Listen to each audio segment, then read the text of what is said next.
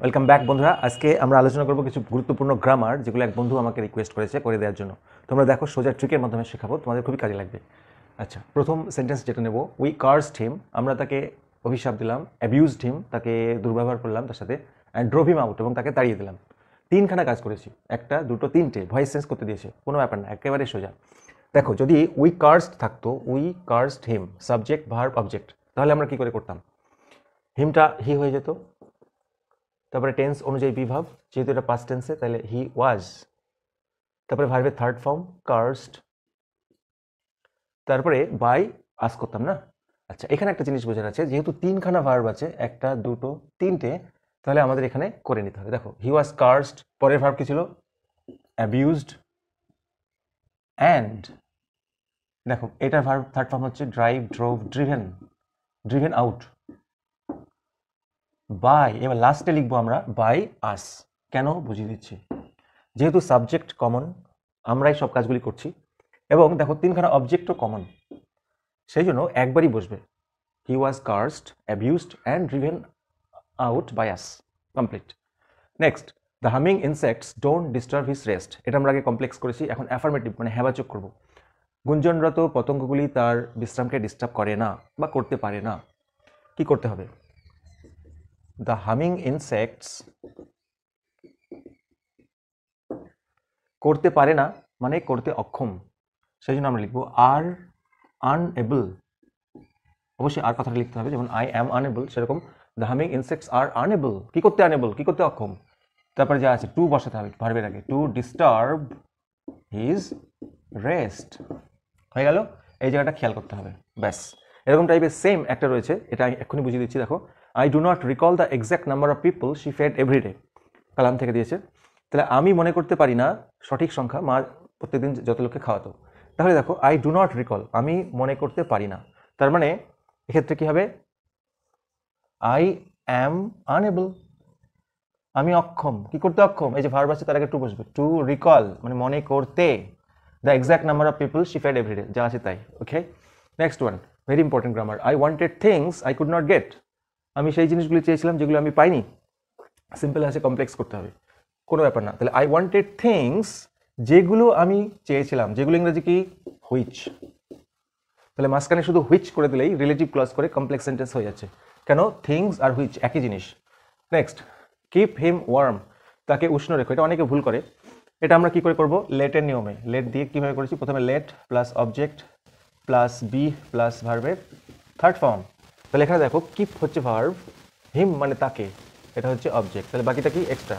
তাহলে আমরা আগে করে নেব লেট, হিমটা হিমই হবে, লেট হিম, তারপরে বি বসে, তারপরে ভার্বের third form keep, kept kept. তো লেট হিম বি কেপ্ট, ওয়ার্মটা লাস্টে বসে যাবে। তাকে উষ্ণ রাখো মানে তাকে উষ্ণ রাখা হোক। Next, and then it is done, তারপরে এটাকে করা হয়। দেখো, it is done, passive voice করা আছে, আমাদের করতে হবে অ্যাক্টিভ ভয়েস। তার আগে একটু দেখে নাও। দেখো, রাইস ইজ ইটেন, তাই না? প্যাসিভ ভয়েস কি হয়? উই ইট রাইস, এটা করলে rice is eaten by us. তাহলে রাইস ইজ ইটেন, সেরকম ইট ইজ ডান কার দ্বারা? কিছু বলা নেই, বাই আস ধরে নিলাম। তাহলে এটুকুনি আমরা কি করবো? উই ইট রাইস যেমন ছিল, তাহলে আমরা কি করবো? এটা উই ডু ইট। তাহলে বাকি সেন্টেন্সের আগেরটা কি বসবে? যা আছে তাই বসে যাবে, and then we do it. Okay, next one, I will teach you right from wrong, আমি তোমাকে শেখাবো, কি শেখাবো? Right from wrong. তার আগে একটু বুঝে নাও, ধরো বললাম, এটাকে বুঝে নাও, I will teach you tense, আমি তোমাকে টেন্স শেখাবো। তাহলে এটার উত্তর হবে আই উইল টিচ ইউ, আমি তোমাকে শেখাবো টেন্স কি জিনিস। তাহলে হোয়াট টেন্স ইজ, এটা পড়ে যাবে। সেরকম আই উইল টিচ ইউ, আমি তোমাকে শেখাবো হোয়াট, নাউন ক্লাস করে, what right from wrong is. যেমন আই নো ইউর নেম, আবার বোঝাচ্ছি, আই নো ইউর নেম, এগুলো আমরা কমপ্লেক্স কী করে? নাউন ক্লাস করে। তাহলে আমি জানি, I know what your name is, সেইভাবে এটাও হলো। Next one, my father could convey complex spiritual concepts, voice change, যেটা আমি আগে বুঝিয়ে দিয়েছি, আবার বোঝাচ্ছি। দেখো, মাই ফাদার হচ্ছে সাবজেক্ট, কনভে মানে জানানো, এটা হচ্ছে ভার্ব, কি জানাতে পারতো? জটিল আধ্যাত্মিক বিষয়গুলোকে। এটা হচ্ছে অবজেক্ট পুরোটা। তাহলে এখানে কি আছে? কুড আছে, মানে মডাল ভার্ব। কোনো ব্যাপার না, আগে যেমনভাবে করতাম আমরা, অবজেক্টই সাবজেক্ট হবে। Complex spiritual concepts. আচ্ছা, এখানে সাধারণত আমরা সাবজেক্ট বসানোর পরে বি ভার্ব বসাই, এম ইজ আর ওয়াজ আর। কিন্তু মডাল ভার্ব থাকলে সেটা, যেমন কুড আছে, কুড বি হয়ে যাবে, অর্থাৎ বি যোগ হবে। ক্যান থাকলে ক্যান বি হতো। ওকে, তারপরে বাকি নিয়ম যেভাবে আমরা জানি। ভার্বের থার্ড ফর্ম কনভেই, তারপরে বাই বসে এবং সবশেষে সাবজেক্টিভ অবজেক্ট, মানে মাই ফাদার আছে, মাই ফাদার ইজ সে। কি হলো? Complex spiritual concepts could be conveyed by my father. এরপরে বাকিগুলি আসছে। আচ্ছা, এবার 8 নম্বরটা দেখে নেবো। শি ওয়াজ সাইলেন্ট, এটা আমি আগে করেছি। সে নীরব ছিল, অর্থাৎ সে সরব ছিল না। তাহলে শি ওয়াজ, একটা নট বসবে, আর সাইলেন্টের অপোজিট হচ্ছে ভোকাল, মানে সরব। শি ওয়াজ নট ভোকাল, বা এটাকে করা যেতে পারে সে চুপ নীরব ছিল, অর্থাৎ সে কথা বলছিল না। শি ওয়াজ নট টকিং, এটাও করা যেতে পারে, সে কথা বলছিল না।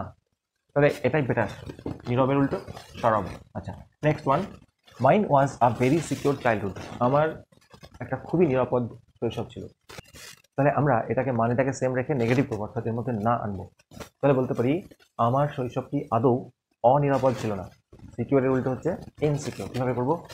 মাইন ওয়াজ নট আনতে হবে একটা, নট অ্যান ইনসিকিউর, সিকিউরের উল্টো হচ্ছে ইনসিকিউর চাইল্ডহুড, চাইল্ডহুড। আচ্ছা, এখানে যেহেতু ভেরি কথাটা আছে, সেই জন্য আমরা কি করবো? একটা কথা অ্যাড করবো, অ্যাট অল। আমার শৈশবটা একেবারেই অনিরাপদ ছিল না, আদৌ অনিরাপদ ছিল না, মানে খুবই নিরাপদ ছিল। এই খুবইটার জন্য আমাদের এই কথাটা আনতে হচ্ছে এক্সপ্রেশনে। ব্যাস, এরপরে চলে যাবো পরেরগুলি। নেক্সট দুটো ভয়েস চেঞ্জ খুবই গুরুত্বপূর্ণ তোমাদের। My parents were widely regarded, আমার বাবা মাকে ব্যাপকভাবে মনে করা হতো একজন আদর্শ কাপল হিসাবে। এটা করতে হবে অ্যাক্টিভ ভয়েস চেঞ্জ বন্ধুরা। তার আগে আমরা দেখে নেবো এইটা, উই প্লেইড ফুটবল। এটা যদি প্যাসিভ ভয়েস করতে হতো আমরা কি করতাম? Football was played by us, তাই না? তাহলে দেখো, প্যারেন্টস ওয়ার ওয়াইডলি রিগার্ডেড মানে ফুটবল ওয়াজ প্লেইড এরকম টাইপের দেওয়া আছে। বাই আস এখানে যেমন দেওয়া আছে, এখানে কিন্তু কার দ্বারা বলা নেই। তাহলে আমরা লিখতে পারি বাই পিপল, বা বাই দেমও করা যায়, তাদের দ্বারা, যেহেতু বলা নেই। তাহলে দেখো, এটা বাই আস ছিল, অর্থাৎ উই থেকে বাই আস হয়েছিল। তাহলে এখানে দেখো বাই পিপল আছে, তাহলে আমরা শুধু পিপল লিখবো, পিপল। তারপরে কি ছিল? উই প্লেইড ফুটবল, অর্থাৎ সাবজেক্টের পরে কি বসে? অ্যাক্টিভ ভয়েসে ভার্ব এক্ষেত্রে।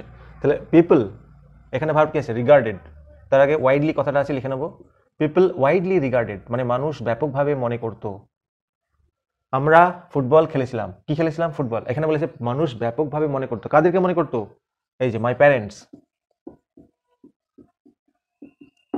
তাহলে people widely regarded my parents, তাহলে এটুকুনি ভয়েস চেঞ্জ আমাদের হয়ে গেছে। এবার পড়ে রয়েছে কি? অ্যাজ অ্যান আইডিয়াল কাপল, এটা তোমরা লিখে দাও, হয়ে গেল। People widely regarded my parents as an ideal কাপল।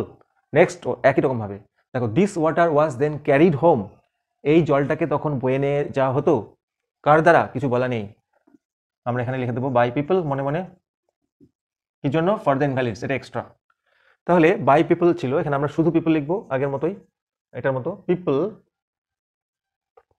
সাবজেক্টের পরে ভার্ব বসে, তাহলে পিপল দেন ক্যারি হচ্ছে ভার্ব, পিপল দেন ক্যারিড, কোথায় ক্যারি করতো? Carried home. কি ক্যারি করতো? এখানে হোম ছিল, দিস ওয়াটার। তাহলে কি দাঁড়ালো? মানুষ তখন এই জলটাকে বাড়িতে নিয়ে যেত, কাদের জন্য? For the ইনভ্যালিডস। এক্সট্রা অংশটা বসিয়ে দাও, হয়ে গেল, complete. Next, all the answers being different, all the answers were different, সমস্ত উত্তরগুলি আলাদা আলাদা ছিল, যার কারোর সঙ্গে একমত হলেন না। সিম্পল করব। আচ্ছা, খুব সোজা। কি করবে দেখো, অল দি অ্যান্সার্স, শুধু ওয়ারের জায়গায় বিইং লিখে দাও। সমস্ত উত্তরগুলি আলাদা আলাদা হওয়াই, the jar agreed with none of them, যা আছে তাই। এখানে ফুল স্টপ উঠে যাবে। সমস্ত উত্তরগুলি আলাদা আলাদা হওয়াই যার কারোর সঙ্গে একমত হলেন না। এটাকে স্প্লিটিংও করতে দেয়, মানে এই সেন্টেন্সটা তোমাদের বইতে রয়েছে উত্তরটা। তাহলে স্প্লিটিং করার সময় আমাদের এইটা লিখতে হবে, প্রথমে all the answers are different, তখন বিইংটা আবার ওয়্যার হয়ে যাবে, আর পরে সেন্টেন্সটা আলাদা করে লিখতে হবে। লাস্ট গ্রামার করতে হবে নাউন ফর্ম, কিন্তু ওই বন্ধুটি বলে দেয়নি কোন ওয়ার্ডের নিচে আন্ডারলাইন থাকবে, সেই জন্য আমি এটা করছি না। বাকিগুলো তোমরা অবশ্যই ভালো করে দেখে যাও, খুব ইম্পর্টেন্ট গ্রামার। ভিডিওটি ভালো লাগলে অবশ্যই লাইক দিও, চ্যানেলে তাহলে সাবস্ক্রাইব করো। Thank you so much for watching this video.